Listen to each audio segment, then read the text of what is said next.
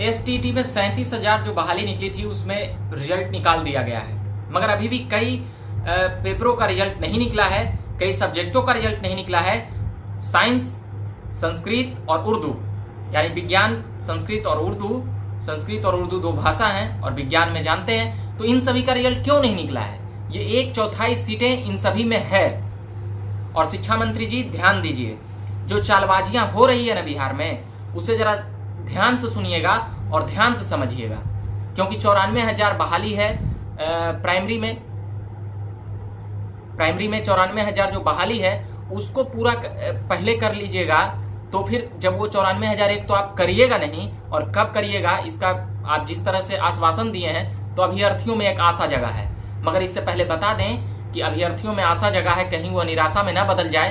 आप ये बार बार जो आश्वासन देने का काम करते हैं ना, ये किसी और को जाकर समझाइएगा, क्योंकि ये बहाली जो लेट हो रही है ना, इसके सीधे सीधे जिम्मेदार वो मंत्रालय, वो अधिकारी, वो पदाधिकारी, वो आयोग, बीएसएबी, ये सब क्या कर रही है, इस पर मैं अभी बाद में बात करूंगा। मगर फिलहाल 3 पेपर का जो बात है और पूरे स्टेट अभ्यर्थियों का जो बात है रिजल्ट का, और जिन जिन लोगों का फंसा हुआ है, 94,000 बहाली अगर आप पहले पूरा ले लेंगे, तो अगर जो 37,000 बहाली वाले अभ्यर्थी उसमें भरे होंगे तो वो सीटें खाली रह जाएगी। इसलिए दोनों की बहाली ऐसा लीजिए कि जो स्टेट के जो रिजल्ट जो अभ्यर्थी निकाल चुके हैं उन लोगों का पहले बहाली, मतलब कि दोनों के साथ में ऐसा करिए कि सारी सीटें भर जाए, ये ध्यान रहे। वरना पहला सीट, पिछले का सीट खाली है तो इसमें भरेंगे, उसमें का इसमें चरण में ऐसे अभ्यर्थी फंसते हैं। और ये बातें कोई पॉइंट टू पॉइंट नहीं करते हैं कई लोग, तो आपको आसानी हो जाती है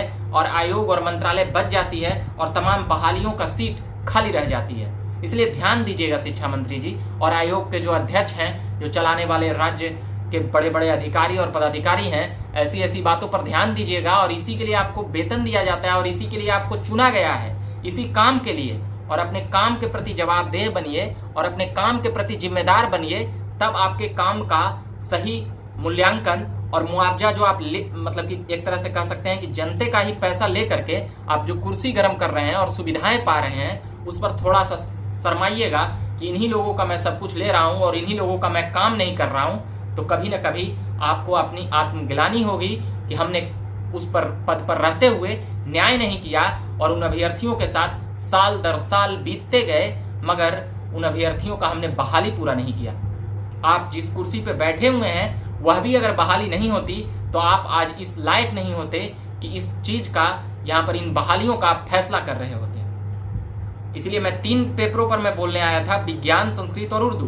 1/4 बहाली है इसमें, लगभग आंकड़े पूरे नहीं पता है, मगर 6-7 हजार से ऊपर है। तो आप इन बातों को समझिए। 20% सीटें हैं, 20% से ज्यादा सीटें हैं, तो अभी यह समझने वाली बात है। हम उम्मीद करते हैं कि शिक्षा मंत्री जी समझेंगे, ट्वीट और भाषण करने का दौर बंद करेंगे और इनका भी रिजल्ट निकालेंगे। वरना सभी का प्रक्रियाएं पूरी हो गई और इन लोगों का रिजल्ट नहीं निकला।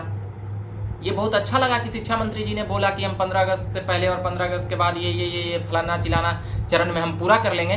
तो हमें भी लगा कि हम लोगों ने जो अभ्यर्थियों के लिए जो आवाज उठाई थी वह साकार हुआ, वह सार्थक हुआ। मगर मैं चिल्ला देता हूँ 3-4 मिनट, कई अभ्यर्थी कहते रहते हैं कि आप बनाए नहीं, तो अब रोज सोचता हूं कि एक शिक्षा पर, अब बहाली पर बोल दिया जाए, ताकि उन सरकारों, गूंगी बहरी सरकारों तक आवाजें चली जाए। और नीतीश बाबू जी, एक बार झकास भारत आप देखिए ना, मैं आपको पक्का कहता हूं, आपको कोई नहीं गलियाएगा। आप इन सारे समस्याओं को सुन लीजिएगा और आप फिर से बार बार मुख्यमंत्री बनिएगा। आप एक बार झकास भारत बस देखिए, आपको ये तमाम मुद्दे और तमाम जमीनी मुद्दे, अभ्यर्थियों के मुद्दे खास करके मैं बताऊंगा, शिक्षकों के मुद्दे, दरोगा बहाली के मुद्दे, बिहार एसएससी के मुद्दे, कितने अभ्यर्थी गुस्से में हैं और आपसे खुश हैं, आपको मुख्यमंत्री देखना चाहते हैं, मगर इस बहाली के कारण आपसे वो नाखुश हैं, आपको वोट नहीं देना चाहते हैं। चलिए, मैं अभी के लिए इतना ही कहूंगा। आपने चैनल को सब्सक्राइब नहीं किया होगा तो कर लीजिएगा और मैं अभी चलता हूं। अभी के लिए मेरा नाम हुआ रविकांत और धन्यवाद।